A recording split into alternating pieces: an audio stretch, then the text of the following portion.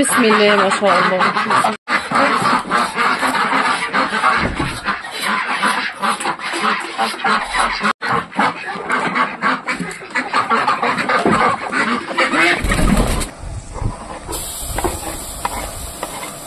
يا صباح الهنا والسعادة والسكر الزيادة على عيون أحلى وأغلى متابعين في الدنيا كلها.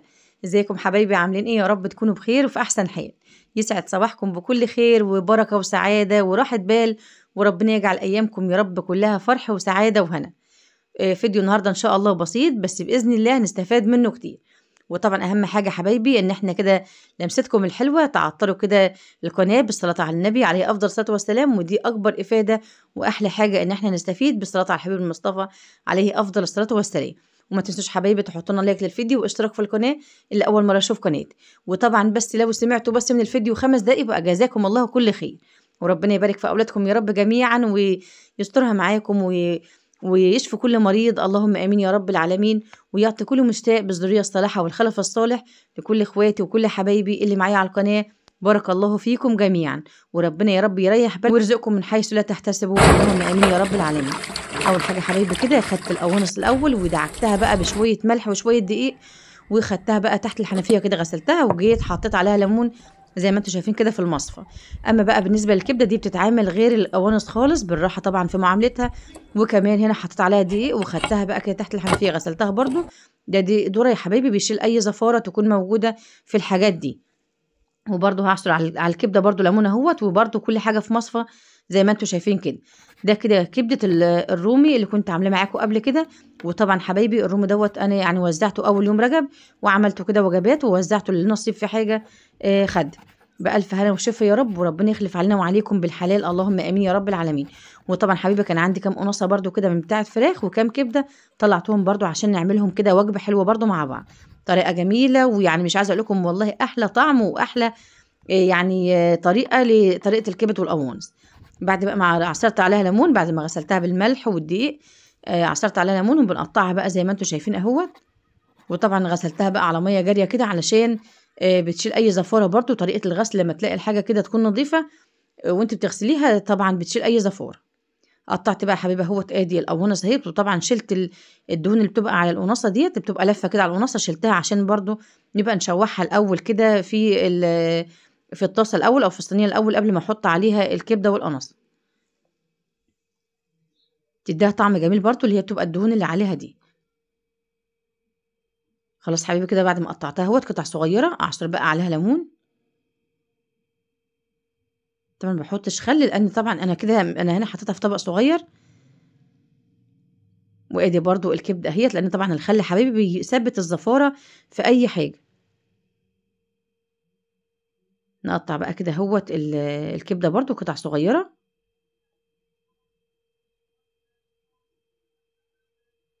طبعا الطماطم دي انا سايباها ليه؟ لان طبعا كنت واخداها عشان برضو اعملها بالمره وانا فوق كده.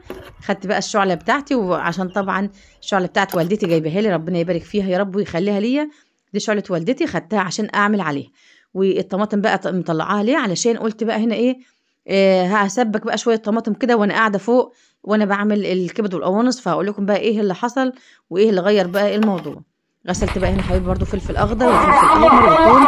هنا بقى سمعت زي ما انتم شايفين كده اهو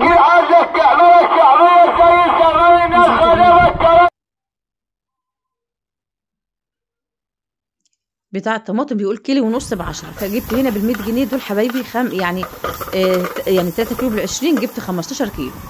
قلت بقى كده نعملهم مع الحب اللي كنت واخداهم فوق، قلت خلاص بقى هاجلهم لتاني يوم نبقى نعملهم.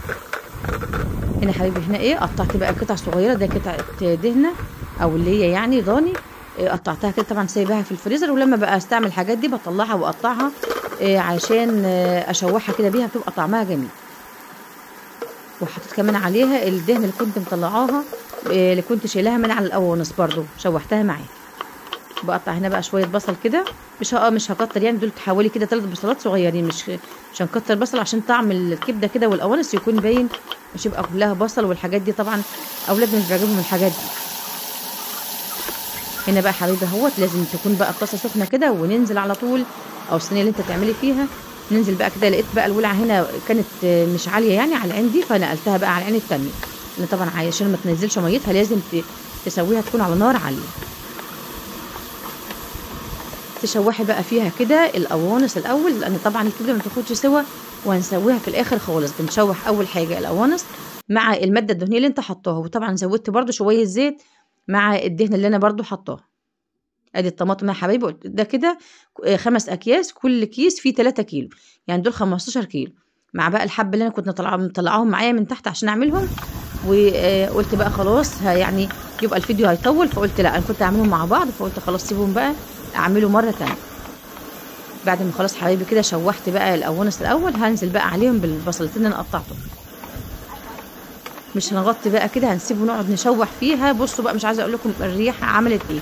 كل اللي هزوده بس من البهارات دلوقتي حاليا، هحط بس كده رشه فلفل اسود، يعني تخلي بقى كده الريحه تكون حلوه.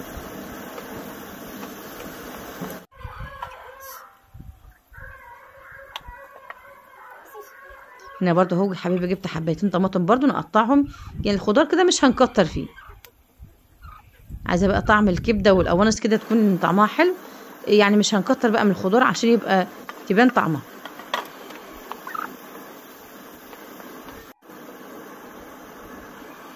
طبعا كل ما كنت اجيب فرخه اجيب 2، اروح محتفظه بالقوانص والكبد بتاعتهم.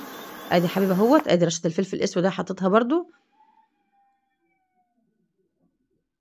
كده. بقى بعد ما حطيت البصل وحطيت الطماطم، يعني كل ما نحط حاجه نشوح. نقطع برضو الفلفل اهوت،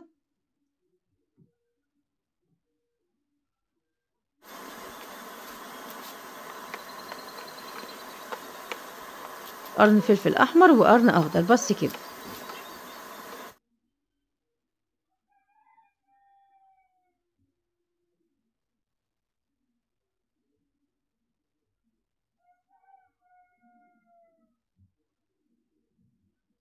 بصوا مش عايزه اقول لكم ريحه ملهاش حل.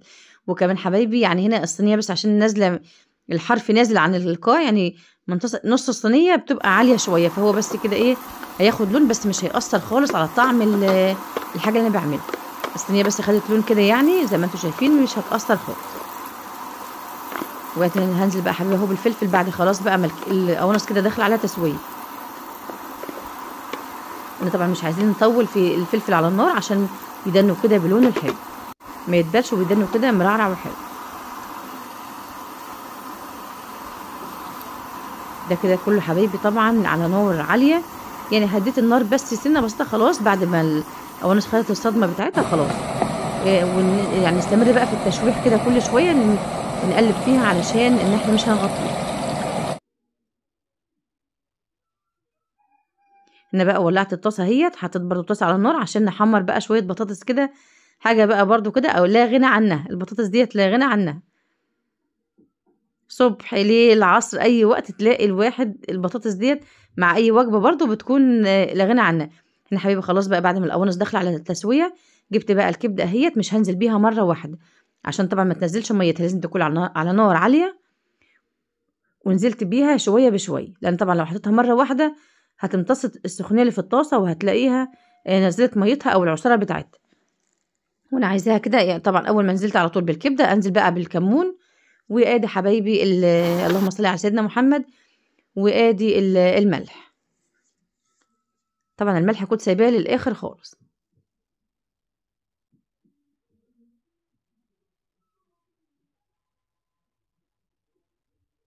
كده خلاص البطاطس اتحمرت، وادي برضو كنت طفيت في الوقت دوت على الصينيه، خلاص كل حاجه استوت.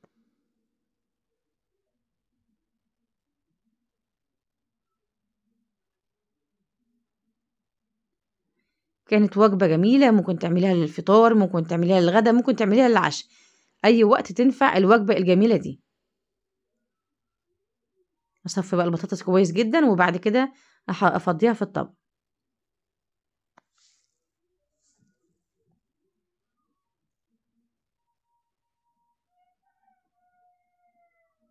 قلت بقى بالمره، كان معايا بتنجانيه طالعه بيها من تحت، قلت والله لا حطها بقى بالمره. طبعا ما بناكلش يعني كلنا البتنجان، بس قلت بالمره برضو اعملها كده، يمكن لنا نصيب في حاجه برضو، يمكن ياكلوا بتنجان ولا حاجه. بس طبعا عندنا اولاد ما بياكلوش البتنجان. شايفين بقى يا حبايبي، مش عايزه اقول لكم بقى ادي الكبده هي زي ما هي وشكلها جميل ومنور. وكمان يعني مش عايزه اقول لكم بقى هي بس ال3 بهارات دول اللي انا بحطهم، ملح وفلفل اسود وكمون وكمان كزبره.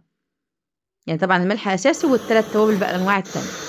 رشه بقى من البقدونس كده عليهم وكده خلاص بقى يا حبايبي. وهنا بقى عملت ايه؟ سلطه خضار بقى، هو بصل اخضر مع طماطم مع فلفل مع بقدونس، وبرده بنبهرهم كده شويه ملح وشويه كمون ورشه فلفل اسود بسيطه. ودي كده سلطه جميله اهيت. وادي البتنجان برده كان استوى.